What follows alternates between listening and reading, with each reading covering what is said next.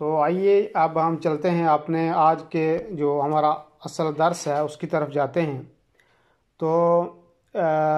یہ کتاب جو ہے وہ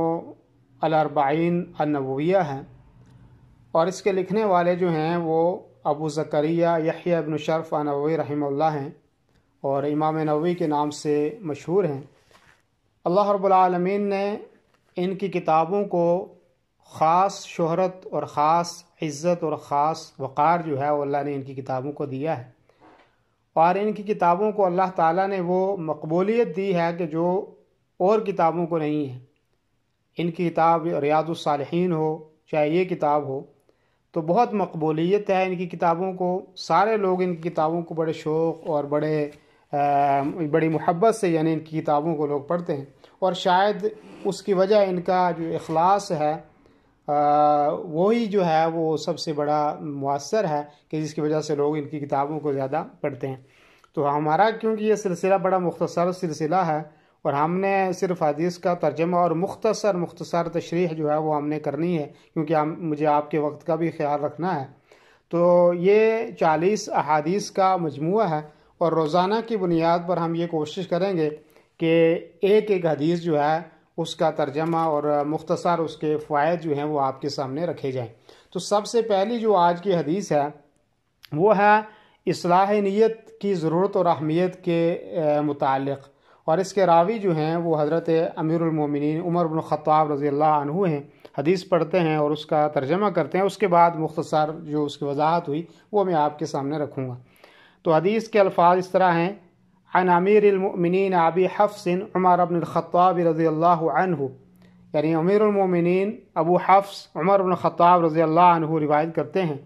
وہ فرماتے ہیں قال سمعت رسول اللہ صلی اللہ علیہ وسلم یقول، کہ میں نے اللہ کے نبی کریم محمد رسول اللہ صلی اللہ علیہ وسلم کو فرماتے ہوئے سنا کہ انما الاعمال بالنیات، کہ اعمال کا دار و مدار وہ نیت کے اوپر ہے۔ وَإِنَّمَا لِكُلِّ امْرِئٍ مَّا نَوَىٰ، اور ہر آدمی کو، ہر شخص کو وہ ملے گا جس کی وہ نیت کرے گا، جو اس کی نیت ہوگی اس کی نیت کے مطابق یعنی اس کو اجر اور ثواب ملے گا۔ فَمَنْ كَانَتْ هِجْرَتُهُ إِلَى اللَّهِ وَرَسُولِهِ، پس جس شخص کی ہجرت اللہ اور اس کے رسول کی طرف ہوگی تو فَهِجْرَتُهُ إِلَى اللَّهِ وَرَسُولِهِ، تو اس کی ہجرت جو ہے اس کے نیت کے اعتبار سے اللہ اور اس کے رسول ہی کی طرف سمجھی جائے گی۔ وَمَنْ كَانَتْ هِجْرَتُهُ لِدُنْيَا يُصِيبُهَا أَوْ امْرَأَةٍ يَنْكِحُهَا فَهِجْرَتُهُ إِلَى مَا هَاجَرَ إِلَيْهِ، اور جس آدمی کی نیت دنیا حاصل کرنے کے لیے ہوگی، اور جس آدمی کی ہجرت کی نیت جو ہے وہ دنیا حاصل کرنے کی ہوگی یا کسی عورت سے نکاح کرنے کی ہوگی، فَهِجْرَتُهُ إِلَى مَا هَاجَرَ إِلَيْهِ، تو اس کی نیت وہی ہوگی جس کی طرف اس نے ہجرت کی ہے۔ یہ حدیث جو ہے امام بخاری نے بھی اپنی کتاب کے اندر جو ہے نقل کی ہے، امام مسلم رحمہ اللہ نے بھی اپنی کتاب کے اندر جو ہے اس کو لائے ہیں، اور تمام لوگ جتنے بھی آج تک محدثین ہیں وہ سارے کے سارے اس حدیث کی صحت کے اوپر جو ہے وہ متفق ہیں کہ یہ صحیح اور درست حدیث ہے، اور حقیقت میں یہ ایک بہت اور عظیم یعنی بڑی عظیم حدیث ہے، اور جس کے اوپر کسی کو بھی اس کی صحت پہ یعنی کسی کو شک اور شبہ نہیں ہے، حالانکہ جبکہ اس کے راوی بھی صرف ایک حضرت عمر بن الخطاب رضی اللہ عنہ ہیں۔ دوسری بات یہ کہ امام بخاری رحمہ اللہ نے اپنی کتاب کا آغاز بھی اسی حدیث سے کیا ہے، اور اسی حدیث سے انہوں نے اپنی کتاب کو شروع کیا۔ اسی طریقے سے عبد الرحمن بن مہدی رحمہ اللہ کہتے ہیں، ان کا یہ قول ہے کہ جو شخص کوئی کتاب تصنیف کرے تو وہ اس حدیث سے اپنی کتاب کی جو ہے وہ ابتدا کرے۔ اور اس حدیث کے سلسلے میں ایک قصہ جو ہے وہ مشہور ہے، وہ یہ ہے کہ ایک عورت جس کا نام ام قیس تھا، وہ مکہ مکرمہ سے مدینہ منورہ ہجرت کر کے آ گئی، اور مکہ مکرمہ کے اندر ایک شخص تھا، اس نے اس عورت کو جو کہ مدینہ منورہ ہجرت کر کے آ گئی تھی ام قیس، اس کو نکاح کا پیغام بھیجا کہ میں آپ کے ساتھ نکاح کرنا چاہتا ہوں۔ لیکن جب پیغام پہنچا تو اس عورت نے انکار کر دیا۔ اس نے کہا کہ آپ مدینہ منورہ ہجرت کر کے آ جائیں، پھر میں آپ کے ساتھ نکاح کر سکتا ہوں، کر سکتی ہوں، لیکن آپ اگر مکہ مکرمہ سے مدینہ منورہ ہجرت کر کے نہیں آتے تو میں آپ سے جو ہے وہ نکاح نہیں کروں گی۔ چنانچہ وہ آدمی مدینہ منورہ ہجرت کر کے آیا اور آنے کے بعد اس عورت سے اس نے نکاح کیا، تو صحابہ کرام کے درمیان حتیٰ کہ اس آدمی کا نام جو ہے وہ لقب اس کا مہاجر قیس کے نام سے مشہور ہو گیا۔ لیکن یہ ایک اور کہتے ہیں کہ پھر یہ بات نبی کریم صلی اللہ علیہ وسلم تک پہنچی اور کہا کہ اس نے اس لیے ہجرت کیا، تو نبی کریم صلی اللہ علیہ وسلم نے یہ الفاظ فرمائے کہ جو آدمی جس نیت سے ہجرت کرے گا اس کو اس کا ثواب اور اس کا اجر جو ہے وہ مل جائے گا۔ اس نے دنیا کے لیے ہجرت کی تو اس کو دنیا کے متعلق دنیا مل جائے گی، عورت سے نکاح کی غرض سے اس نے ہجرت کی تو اس کو اس کا اجر اور ثواب جو ہے وہ مل جائے گا، اور اگر اللہ اور اس کے رسول کے لیے کی تو پھر اس کو جو ہے وہ اللہ اور اس کے رسول کی طرف ہجرت کرنے کا ثواب اس کو مل جائے گا۔ لیکن حافظ ابن رجب رحمہ اللہ فرماتے ہیں کہ کسی جو ہے صحیح سند سے اس کی کوئی اصل نہیں ملتی کہ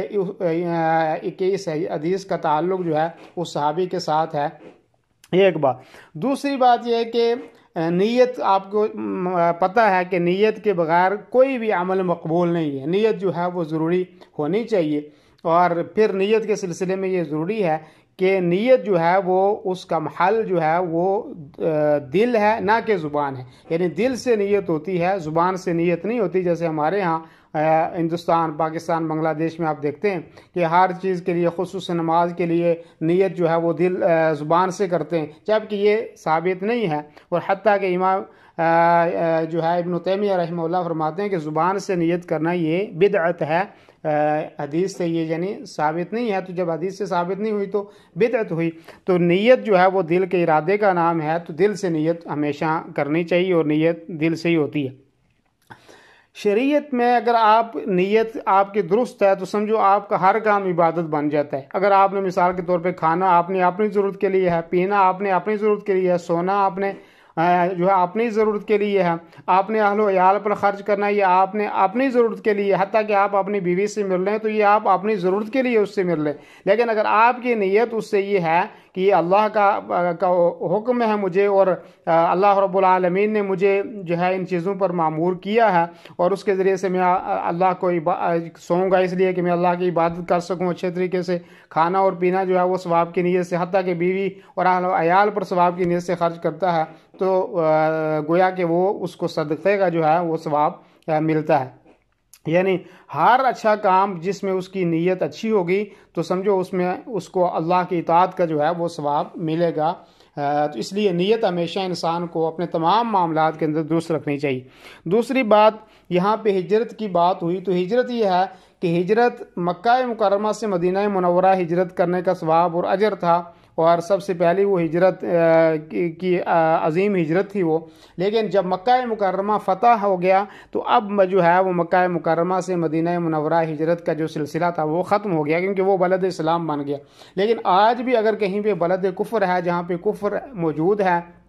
اور مسلمانوں کو وہاں پہ اسلام کے قوانینوں کو اپنانا ان کے لیے مشکل ہے، تو ایسی صورت میں اس بلد کفر سے وہ ایسی جگہ بلد اسلام میں ہجرت کر سکتے ہیں جہاں پہ ان کو اپنے دین کے اوپر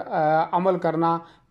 آسان ہو، اور ان کو دین کے اوپر عمل کرنے میں کوئی مشکلات ان کو نہ ہوں۔ لیکن خواہ مخواہ بلد اسلام ہو، اسلامی ملک ہو، اور وہاں چھوڑ کر بلد کفر کی طرف ہجرت کرنا، جیسے ہمارے ہاں سے لوگ جو ہے اٹلی اور وہاں یورپ میں جانے کی کوشش کرتے ہیں اور وہاں جا کے نیشنلٹی لے لیتے ہیں، اور پھر کہتے ہیں جی ہمیں یہاں حجاب کی پابندی ہے، ہمیں یہاں نماز کی پابندی ہے، ہمیں یہاں دوسرے دین کے ارکان پر عمل کرنے کی پابندی ہے۔ یہ تو آپ کا قصور ہے کہ آپ وہاں سے اسلامی ملک سے جہاں آپ کو کوئی مشکل نہیں تھی وہاں سے آپ بلد کفر کی طرف ہجرت کر کے گئے، تو ایسا نہیں کرنا چاہیے۔ جہاں پہ بلد اسلام ہے وہاں پہ رہنا چاہیے، اور وہاں کیونکہ آپ کو کوئی مشکل نہیں۔ لیکن اگر بلد کفر میں آپ موجود ہیں اور آپ کو دین پر عمل کرنا آپ کے لیے مشکل ہے، تو پھر آپ کو ضروری بلد اسلام کی طرف ہجرت کر دینا چاہیے۔ اس لیے اللہ تعالیٰ نے قرآن میں بھی اس واقعے کو ذکر کیا کہ اگر کوئی آدمی اللہ قیامت کے دن پوچھے گا کہ آپ نے ہجرت کیوں نہیں کی، وہ کہیں گے ہم تو مجبور تھے اور ہم نہیں ہجرت کر سکتے۔ اللہ تعالیٰ نے فرمایا کہ میری زمین کشادہ نہیں تھی کہ آپ دوسری جگہ ہجرت کر جاتے، تو اس لیے ہجرت فرض ہو جاتی ہے کہ اگر کہیں پہ آپ کو دین کے اوپر عمل کرنا مشکل ہے کسی جگہ، تو پھر فرض ہے کہ آپ ایسی جگہ ہجرت کر جائیں جہاں پہ آپ کو آسانی کے ساتھ جو ہے وہ آپ دین کے اوپر اور اسلام کے اوپر عمل کر سکتے ہیں۔ تو یہ جو ہے ایک تو ہجرت کی ایک قسم یہ بھی ہے کہ آپ جو برے کام ہیں ان کو چھوڑ کر اچھے کاموں کی طرف آ جائیں، یہ بھی ایک ہجرت ہے۔ اور بعض علماء نے یہ ہجرت بھی بتائی کہ کسی فاسق اور فاجر آدمی کو، بدعتی کو چھوڑ دے آدمی، تو سمجھو یہ بھی ایک ہجرت ہے۔ تو یہ سب سے پہلا ہمارا درس تھا، اور جو اصلاح نیت کے تعلق سے تھا، اور سب سے پہلی یہ حدیث تھی جو آج ہم نے پڑھی ہے۔ اللہ تعالی ہمیں عمل کرنے کی توفیق عطا فرمائے۔ اللہ رب العالمین ہمارے اس عمل کو اور آپ کے بیٹھنے کو اور سننے کو قبول فرمائے۔ جزاکم اللہ خیر، وصلی اللہ وسلم علی نبینا محمد وعلی آلہ وصحبہ اجمعین، والسلام علیکم ورحمۃ اللہ وبرکاتہ۔